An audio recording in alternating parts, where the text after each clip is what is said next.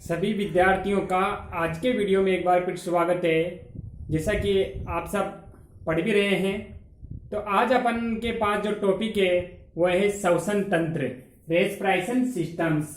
विद्यार्थियों, श्वसन तंत्र को समझने से पहले अपन देखते हैं, ये एक इस प्रकार का तंत्र है जिसमें हम वायुमंडलीय ऑक्सीजन को ग्रहण करते हैं और वायुमंडलीय जो ऑक्सीजन है, जो अपन बात करें जिसे वायुमंडलीय O2 है, ये ग्रहण करते हैं। तो ग्रहण करने से हमारे जो पाचन क्रिया में अपने जो ग्लूकोज ग्रहण किया है, क्या ग्रहण किया है? ग्लूकोज को जो ग्रहण किया है, यानी इसका जब समांगीकरण होता है ग्लूकोज का, तो वह कहा जाता है? शरीर की कोशिकाओं में। कहा जाता है विद्यार्थियों? शरीर की कोशिकाओं में जाकर संचित होता है। लेकिन ये जब शरीर की कोशिकाओं में जाकर संचित होता है तो इससे वहां क्या है? ऊर्जा नहीं मिलती। जो ऊर्जा मिलनी चाहिए वो ऊर्जा नहीं मिलती, यानी संचित हो गया ये, लेकिन अभी ये ऊर्जा नहीं देता है। अब ऊर्जा देने के लिए अपन क्या करेंगे? वायुमंडलीय जो O2 है वह ग्रहण करेंगे। ग्रहण करने से ये कोशिकाओं में जाएगा और जाकर जो ये जैसे ग्लूकोज है, उस ग्लूकोज को ऊर्जा में बदलने का कार्य करेगा। किसमें? ऊर्जा में बदलने का कार्य करेगा, यानी इसका ऑक्सीकरण करेगा, इसका उपापचरण करेगा। ये कौन करेगा? ऑक्सीजन के द्वारा होगा। जैसे मैंने पहले आपको कई बार है, जैसे दहन की अगर अपन बात करते हैं, कक्षा 9 में एक पॉइंट है, दहन और श्वसन में अंतर या दहन और श्वसन में क्या तुलना है। तो दहन और श्वसन दोनों एक ही चीज है, मात्र इतना सा अंतर है कि दहन में अधिक मात्रा में ऊर्जा प्राप्त होती है, जबकि श्वसन में कम मात्रा में ऊर्जा प्राप्त होती है। जैसे दहन के लिए किसकी आवश्यकता है? O2 की आवश्यकता है। और क्या चाहिए? ज्वलन ताप चाहिए। ठीक है। इसके अलावा अपन को क्या चाहिए? ईंधन चाहिए। 3 चीजों की अवस्था होती है। तो यहाँ O2 है, ज्वलन ताप है और ईंधन है। तो अपन जो श्वसन की बात कर रहे हैं, उस श्वसन में अगर अपन देखते हैं तो श्वसन में O2 तो आवश्यकता है, यहां भी ज्वलन ताप, जिसे अपन कहते हैं शरीर का ताप, ज्वलन ताप है, यानी जो जलाने के लिए आवश्यकता है उसे कहते हैं टेम्परेचर, जो अपना है 37.5 डिग्री सेल्सियस, या जिसे अपन कहते हैं 98.5 डिग्री फारेनहाइट जो होता है, वो हमारे शरीर का एक औसत टेम्परेचर होता है। अब यहाँ O2 है, ज्वलन ताप है, लेकिन ईंधन के रूप में यहाँ अपन जैसे देने में जैसे केरोसिन है, लकड़ी है, डीजल है, वो लेते हैं। लेकिन अगर अपन श्वसन में ईंधन लेंगे तो क्या लेंगे? ग्लूकोज लेंगे। क्या लेंगे? ग्लूकोज लेते हैं। अब इस ग्लूकोज का क्या होगा? श्वसन होगा या दहन होगा तो क्या मिलेगी? ऊर्जा मिलती है। और किस रूप में मिलती है? एटीपी के रूप में। विद्यार्थियों, किस रूप में मिलती है? एटीपी के रूप में। एटीपी का आपको पहले भी बता दिया मैं, एटीपी पूरा नाम है एडेनोसिन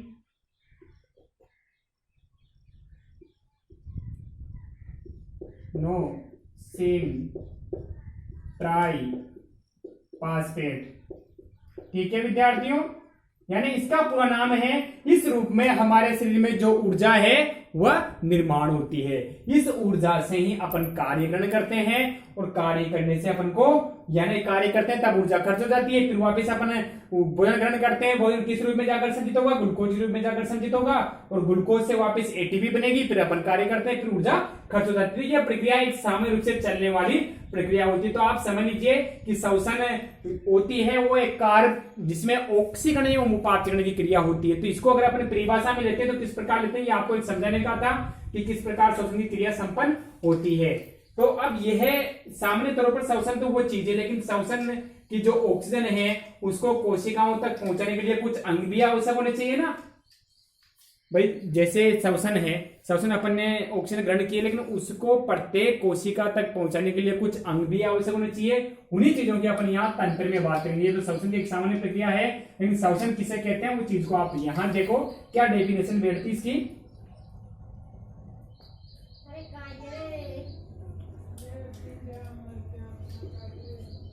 श्वसन है जिसे अपने पास, श्वसन की अपनी बात करेंगे सजीवों की वह क्रिया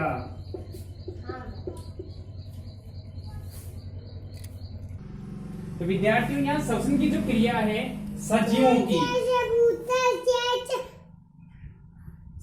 की वह क्रिया जिसमें ऑक्सीजन की उपस्थिति है, O2 की प्रेजेंट है, O2 की उपस्थिति में जो कार्बनिक पदार्थ है, अब कार्बनिक पदार्थ में अपने C6H12O6 जिसे अपने ग्लूकोज का सूत्र कहते हैं, उस कार्बनिक पदार्थ के ऑक्सीकरण होगा, ऑक्सीकरण यानी ऑक्सीजन के साथ क्रिया होगी, और उपापचयन यानी ऊर्जा कण की क्रिया के फलस्वरूप जो ऊर्जा निर्माण की क्रिया को अपन क्या कहते हैं, श्वसन कहते हैं। तो विद्यार्थियों ये श्वसन की एक परिभाषा है, इसे आप नोट कर सकते हैं। तो श्वसन की परिभाषा अपने पास ये है।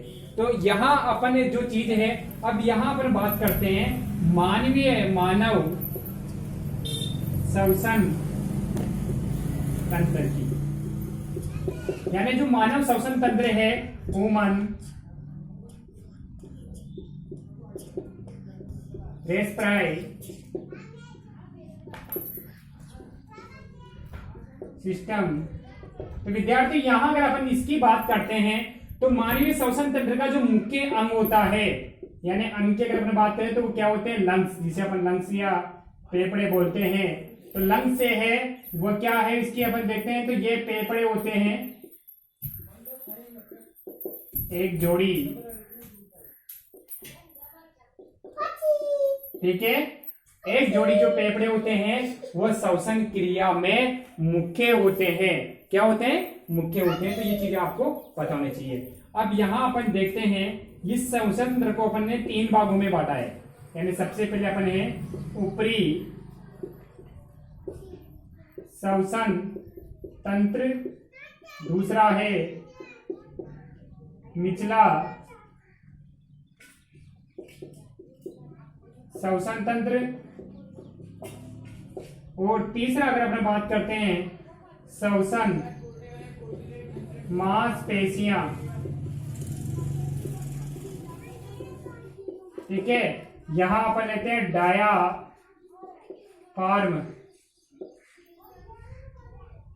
1 2 ऊपरी श्वसन तंत्र है, निचला श्वसन तंत्र है, और ये है श्वसन मांसपेशियां या डायाफ्राम जिसे अपन कहते हैं। ये 3 मुख्य भाग होते हैं, ठीक है। अब यहां सबसे पहले अपन ऊपरी भाग की बात करेंगे, यानी ऊपरी श्वसन तंत्र में कौन कौन से भाग आते हैं।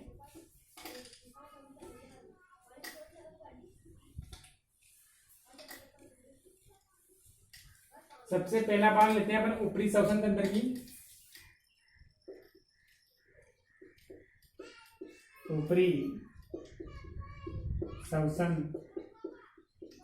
तंत्र, अब इसमें जैसे सबसे पहले अपन लेते हैं नासिका, ठीक है, नंबर 2 है मुख, और नंबर 3 है ग्रसनी, यानी नासिका, नोज, मुख, माउथ, और पेरेंट्स यानी ग्रसनी होती है। इन 3 भागों से मिलकर ऊपरी श्वसन तंत्र का निर्माण होता है। सबसे पहले अगर अपन बात करते हैं यहाँ नासिका की, किसकी बात करते हैं, नासिका, ठीक है। यहां नासिका होती है हमारे शरीर में एक जोड़ी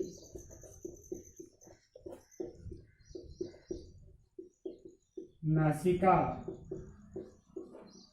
पाई जाती है, ठीक है। अब यहां ये देखना है, यह है उपास्थियों से मिलकर बनती है, ठीक है। इसमें एक अस्थि होती है,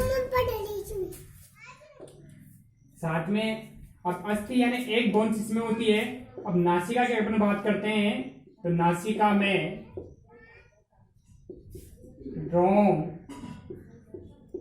रोम होते हैं, जो क्या होते हैं, जैसे धूल, मिट्टी के कणों को आंतरिक श्वसन वाले भागों में जाने से रोकने का कार्य करते हैं। धूल है, मिट्टी के कण है, इनके अलावा इसमें जैसे अपन जो पतवार नुमा होते हैं पतवार नुमा रोम भी होते हैं, वो कई प्रकार के जो कण होते हैं उनको जाने से रोकते हैं। नासिका के द्वारा अगर अपन बात करते हैं तो नासिका के द्वारा मुख से अच्छा श्वसन होता है, क्योंकि मुख से श्वसन अच्छा नहीं माना जाता है, इसलिए नासिका से अच्छा ही श्वसन होता है। साथ में इसमें अगर अपन बात करते हैं जैसे श्लेष्मा होता है, जो धूल मिट्टी है या कई सारी जो चीजें होती है उसको, जैसे वायु है उसको क्या करता है, साफ करने का कार्य करता है, यानी जैसे धूल मिट्टी कणे हैं उसमें फंसकर वही रुक जाते हैं। ये कार्य भी नासिका के माध्यम से ही होता है। तो नासिका हमारे श्वसन की जो अपन बात करें उसमें एक मुख्य अंग होती है। तो इसके बाद अपन देखते हैं मुख, इन चीजों को आप नोट करें। मुख की अपन बात करें तो मुख में क्या क्या होता है।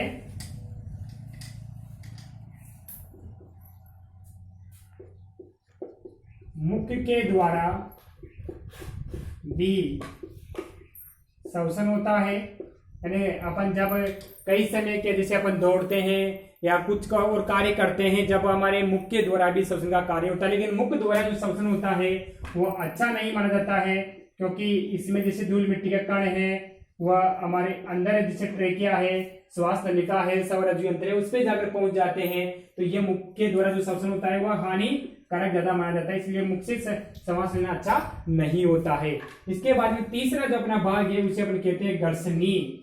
गर्सनी यानी पेरेंट्स जिसे अपन बोलते हैं गर्सनी। ये 3 भागों से मिलकर अपन ने पहले भी पढ़ी है, जिसे अपन ने पाचन में भी गर्सनी थी, अधोगर्सनी, नासिका गर्सनी और मुख गर्सनी। तो ये एक चिमनी जिसे अपन बात करते हैं, चिमनी नुमा, या अपन बात करें कीप नुमा जो आकृति होती है वह होती है। और ये आर नाल का भी कार्य करती है, क्योंकि आर नाल के बारे में अपन पहले पढ़ चुके हैं। आर नाल का भी कार्य करती है, इसके बारे में अपन ने पहले भी पढ़ चुके हैं कि आर नाल का भी कार्य करती है। तो श्वसन जहां पर श्वसन गर्सनी है वो लास्ट में जाकर एक भाग होता है, इसे अपन कहते हैं ट्रेकिया में खुलती है। ठीक है, इसे सब आर नाल के पश्चात ही ट्रेकिया में जाकर खुलती है, श्वास नाल में जाकर खुलती है। इसके बारे में भी अपन ने इसमें बात की थी। तो गर्सनी ये तीसरा मुख्य भाग है। इसके बाद में अगले अपन बात करेंगे जिसमें अपने पास एक तो होता है स्वर यंत्र, जिसे अपन कहते हैं लैरिंग्स। क्या है? लैरिंग्स होता है, उसकी भी अपन बात करेंगे। तो यहाँ तक की जो चीजें हैं इनको आप नोट्स करें, और इन चीजों को जो भी आप पढ़ाई गई उन चीजों को आप बार बार स्क्रीनशॉट लेकर, और जहां तक है विद्यार्थियों आपको अच्छा लगे, जो भी देख रहे हैं, जिन भी विद्यार्थियों ने देखा है उन चीजों को अगर अच्छा लगे लाइक्स और कमेंट्स करना ना भूलें। साथ में अधिक से अधिक विद्यार्थी अगर आप पहुंचाओगे तो मैंने आपको पहले भी कहा है कि एक समाज सेवा है, ना कि कोई अर्थ है या आर्थिक रूप से कोई कमाई है। तो यहाँ आप जहां तक जितने अधिक लोगों तक ये पहुंचेगा उतना ही उन्हीं का फायदा होगा। इसलिए कोशिश करें कि अधिक से अधिक विद्यार्थी तक पहुंचाए। अपने संपर्क में उनके भी बताएं, जैसे 10th क्लास के जितने भी स्टूडेंट्स है साइंस पढ़ने की इच्छुक है तो उनके बारे में आप बता सकते हैं, तो आपको ये पर डे के हिसाब से आपको मिल सके, क्योंकि टाइम निकालना पड़ता है बनाने के लिए कम से कम। इस वजह से आप कोशिश करें कि अधिक से अधिक तक ये पहुंचेगा उतना ही अच्छा रहेगा। और आपको अगर कहीं वो लगे तो आप कमेंट्स कर सकते हैं, कमेंट्स के माध्यम से बता सकते हैं, पूछ सकते हैं कि वो चीज हमें समझ में नहीं है, तो अगले वीडियो में उस चीज को समझा दिया जाएगा। इसके लिए आप लोगों का सबका धन्यवाद।